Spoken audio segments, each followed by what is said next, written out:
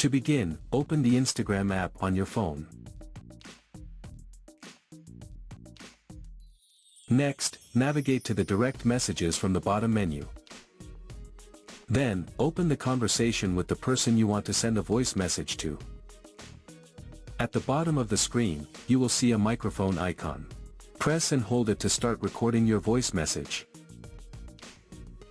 Continue holding while you speak. If you want to cancel, simply slide your finger to the bin icon before releasing.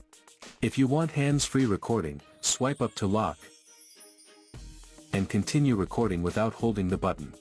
When you are finished recording, tap Send. Your voice message will then be sent instantly and delivered to the recipient. By sending voice messages, you can communicate quickly and effortlessly, making your conversations more personal and expressive. So that's how you can send voice messages on Instagram.